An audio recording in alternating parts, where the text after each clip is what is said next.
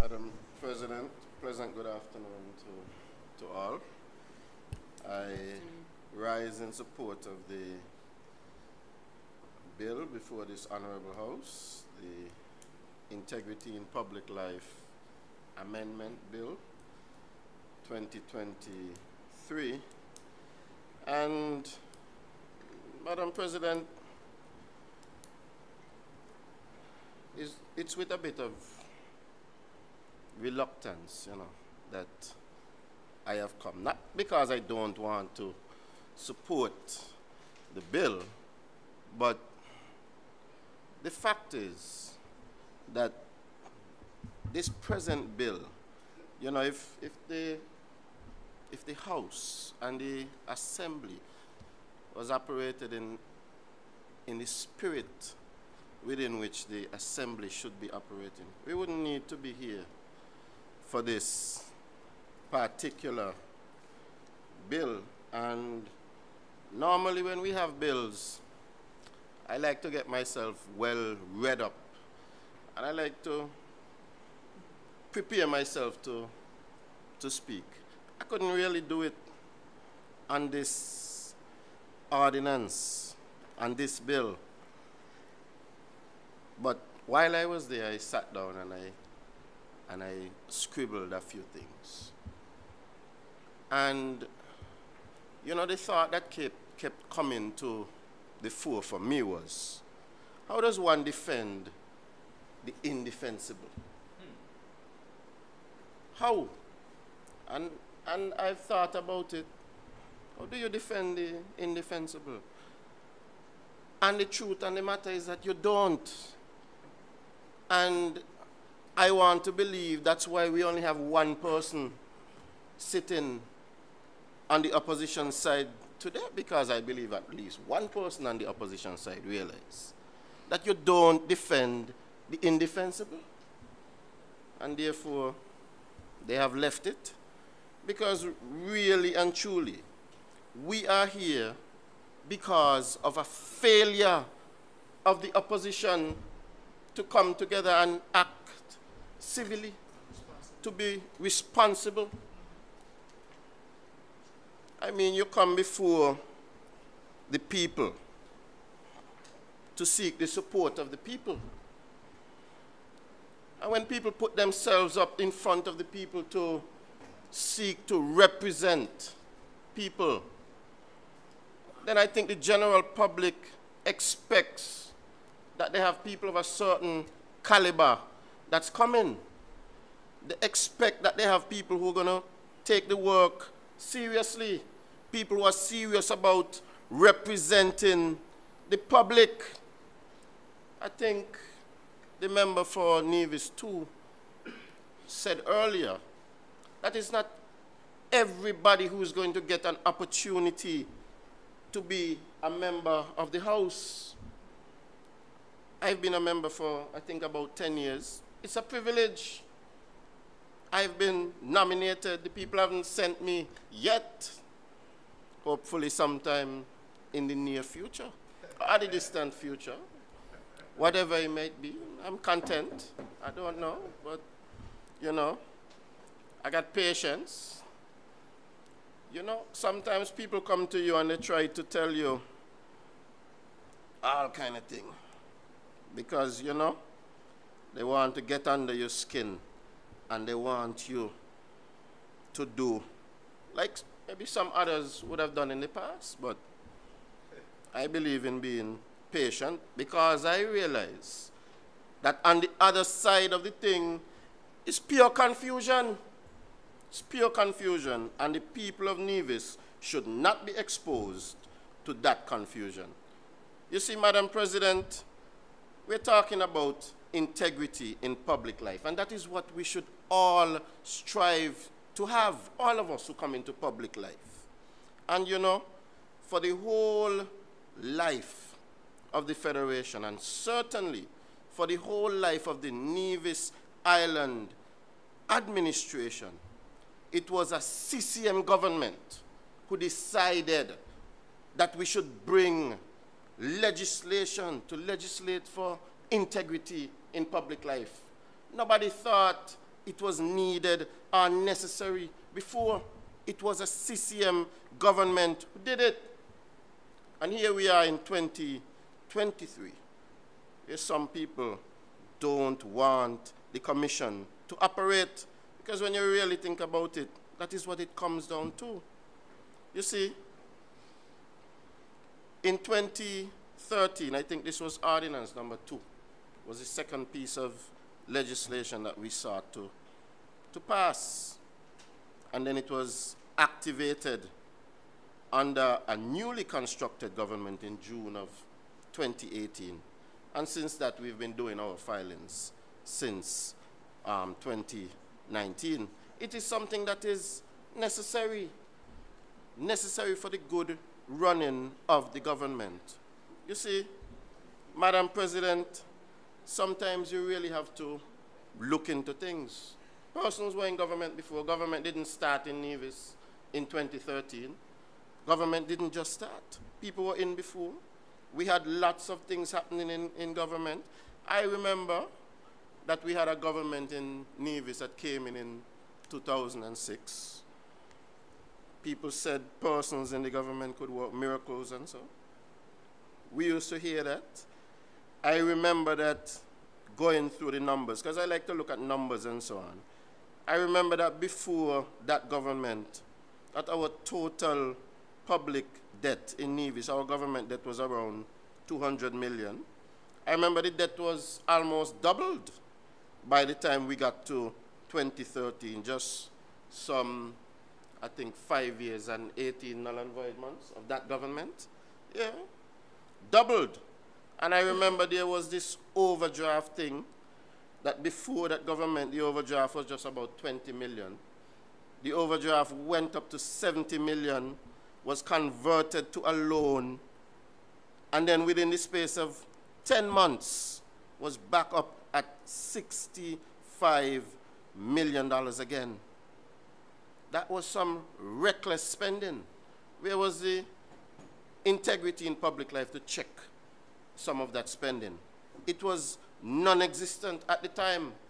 And these are the things that persons who are in this government now, who were in opposition, were looking at and were crying out about. And that is why we felt it was important.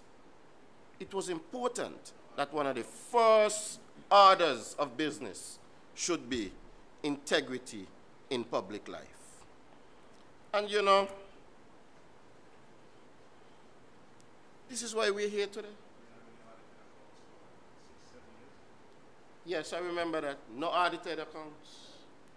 None whatsoever. During the entire 5 years and 18 null and void months. No audited accounts. It was what you would call a free-for-all. You understand?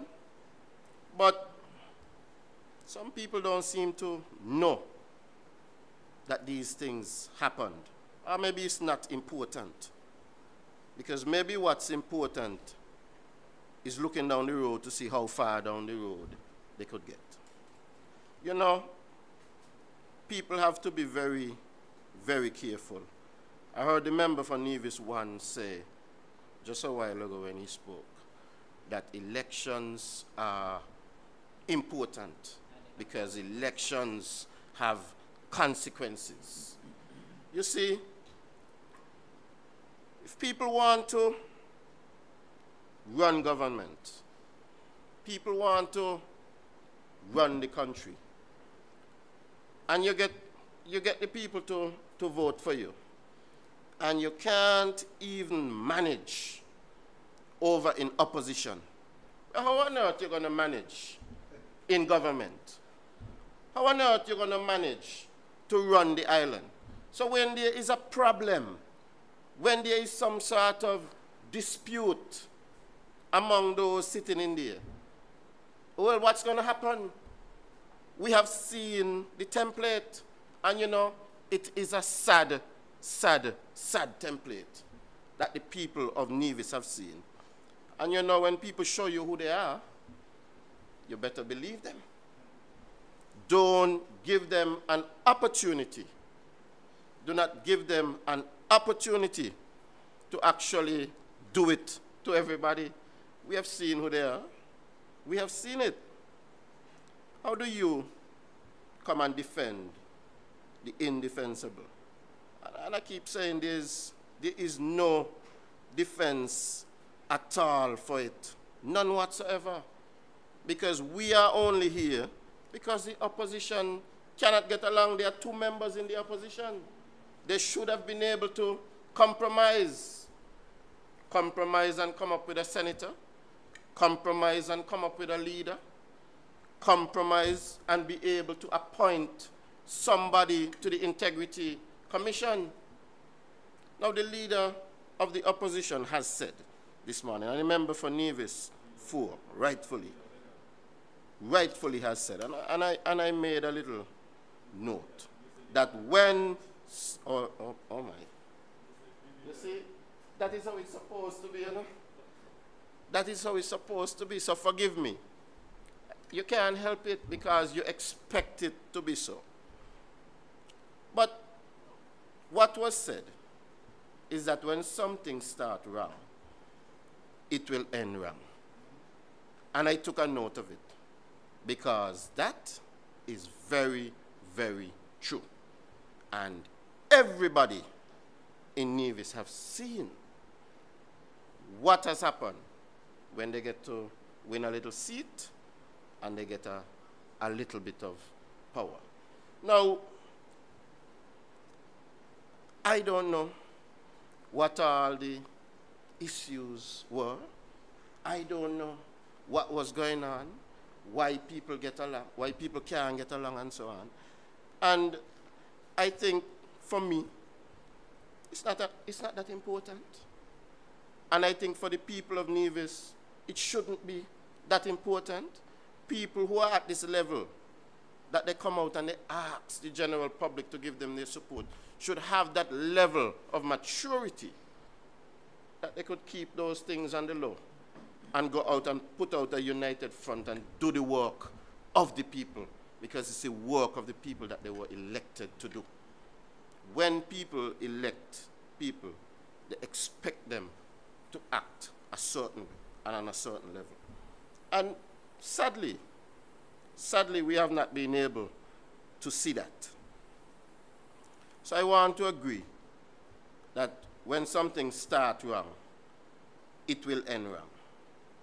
And you know, we are here this morning, not because of anything that, well, this afternoon, it has already turned to afternoon, not because of anything that we over here have done. We are not here to give the Premier more power. Some persons out there for the past couple of weeks have been on the radio saying that we're trying to give the Premier more power. Well, let me ask, if the opposition is able to get along, then what is the Premier going to do? The Premier is going to appoint the one person who he can appoint, and the opposition will appoint the other person. How does the Premier get any more power? And persons have been walking around and saying that we are coming here to give the Premier more power. But you know, I saw a picture the other day with a quote next to it. And you know what the quote said? If clueless was a person. You understand? That is what the quote said. If clueless was a person. And there's a picture going around right now with people with placards and so on, and that is the same quote that has come to mind. If clueless was a person. You understand, Madam President? Because I don't see how us coming here with this one-page amendment is somehow trying to give the Premier more power. That is nonsense. We are coming here because the opposition cannot get their act together, because they cannot function. And so we therefore have to find a way around something that nobody nobody could have thought would have happened when we were trying to frame this ordinance in the first place. Nobody could have expected that.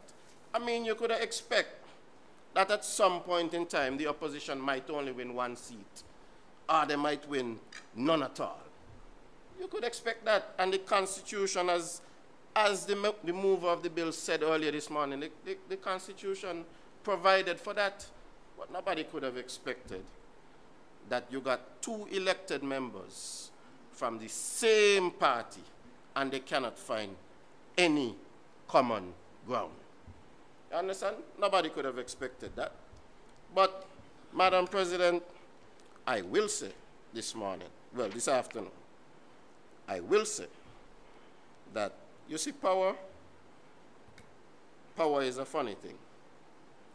And you see, when people come together and they say that they are working for a common cause that is supposed to be in the best, I pause on that, for a reason. You see, when people tell you that they are working together and that somehow they are supposed to be working or looking out for the best interests of the people as a whole, you got to look at them. You got to look at how they treat their people. You got to look at how they treat the people that they're supposed to be working with. You got to look at it, because the truth be told, Madam President, that two persons can be working together, or three or four or five, or a group, and you got some persons in the group plotting the demise of somebody else in the group. It's not going to work out right. It can work right that if all of us are in a group together, working in one accord, are supposed to be working in one accord, but then you have Mary, Susie, John, and James, right? And they're plotting the demise of one of their members. Well, what is one of the first things we learn about Nevis? One of the first things, I think everybody in Nevis knows, not a thing is confidential. Nevis people love to talk. So somebody can come back and say, Mary, they're plotting your demise over there, Or you expect Mary gonna then work with Sue? Can't happen. Can't happen. So when people working together, they really should be working together. There should be some openness and some honesty. People should be able to put their differences aside to work for the benefit of the country. You understand?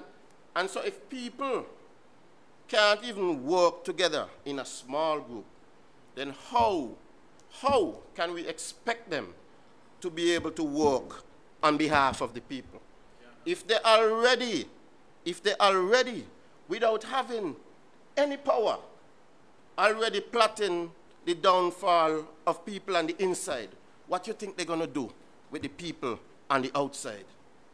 And these are the things that we have playing out right now. And we can't sugarcoat it, because this is exactly what it is. The Constitution is the highest law of the land. As the member for Nevis too said, when it was done, some of us weren't born yet. Some of us were young men and boys, and some of us were babies. I was a baby. So I didn't have anything to do with the writing of the Constitution. But we have been working and making the best of the Constitution that we have, because it's difficult to change the Constitution. And from here on Nevis, and from here in this honorable house, I don't think we can change the constitution here. There is nothing that we can do here in Nevis to change the constitution. So guess what? We got to work with it. We got to find ways to work with it as is. We can't get up and throw a tantrum and say, well, the constitution ain't how I want it to be, so I ain't doing it. We can't do that. Well, suppose the government over here decide, well, we come to an impasse, so we stop running the country. You could imagine? You could imagine? No, that is why you need mature and responsible people in government. And the people of Nevis need to take notice, because as a member for Nevis, said when she spoke earlier, when something starts wrong, it will end wrong. You understand? That is the quotation.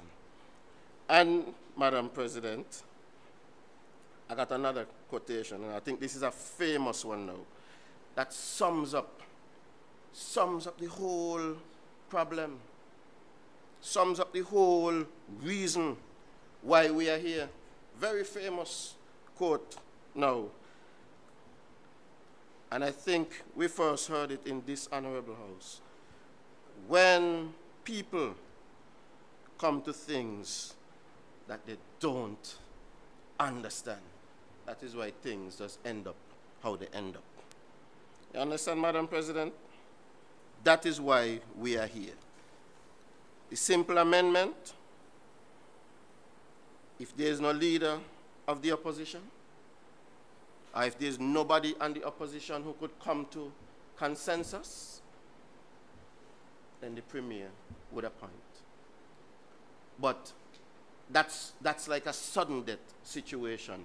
It only happens, Madam President, that only happens if there is no consensus on the opposition, or if there is nobody at all on the opposition. And Madam President, we over here, on this side, on the government side, do not determine or do not have any control over the opposition having consensus. That is a matter for the opposition, okay? So in closing, Madam President, I want to wish the amendment safe passage to the House, and I want the people of Nevis to remember that when something starts wrong, it will end wrong. Thank you.